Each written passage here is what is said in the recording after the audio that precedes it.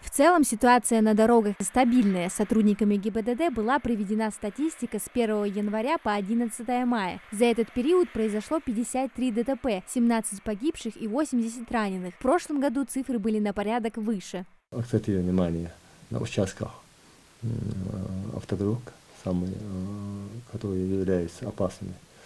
Вот там проводим мероприятия в ночное время, дневное время. В ходе анализа, проведения анализа нами устанавливаются дни, часы, где и когда большинство проходили дорожно-транспортные происшествия с участием. ГИБДД принимает все меры для борьбы с аварийностью, проводит регулярные рейды, направленные на выявление нарушителей. Также установлены камеры фото-видеофиксации, которые эффективно борются с нарушениями скоростного режима. Основные причины дорожно-транспортных происшествий у нас является это выезд на полосу встречного движения, превышение скорости, установленной скорости, вот, и проезд красный сигнал светофора. Также на отдельных местах мы проводим эти мероприятия для выявления лиц, управляющих транспортными, без права управления, без госрегистрационных знаков и состояния опьянения. Соблюдая ПДД, признаются водители транспорта, они не только оберегают самих себя, но и проявляют заботу о безопасности окружающих. Правила дорожного движения – это своеобразный этикет поведения, только не в обществе, а на дороге. Здесь важно уважать друг друга.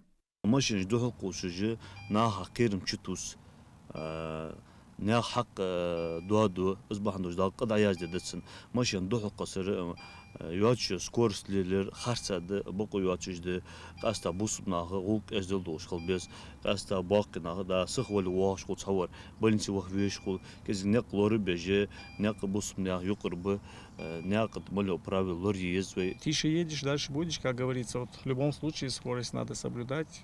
Самый правильный, норма от 40 до 80, не больше. Мне так кажется. И если соблюдать дистанцию, если даже происшествие, чем удар на расстоянии, он сильнее как-никак.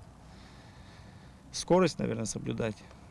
В это время года часто идут дожди, дорожное покрытие становится скользким, ухудшается видимость. Инспекторы ГИБДД настоятельно рекомендуют быть более бдительными за рулем. Пользуясь случаем, хотел бы обратиться к жителям нашей республики и водителям в целом, чтобы, управляя транспортным, не нарушали правила дорожного движения, быть уважительными, уважать других участников дорожного движения, соблюдать скоростной режим в первую очередь, не выезжать на полосу встречного движения,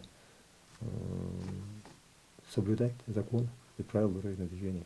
Особое внимание к юным пассажирам. Перевозка детей на переднем сидении может привести к трагедии, говорит инспектор. Помимо проведения профилактических мероприятий, ГИБДД продолжит и работу по совершенствованию дорожной инфраструктуры. Трассы станут более безопасными для всех участников движения. Амина Зязикова, Сулейман Костоев, Магаз 24.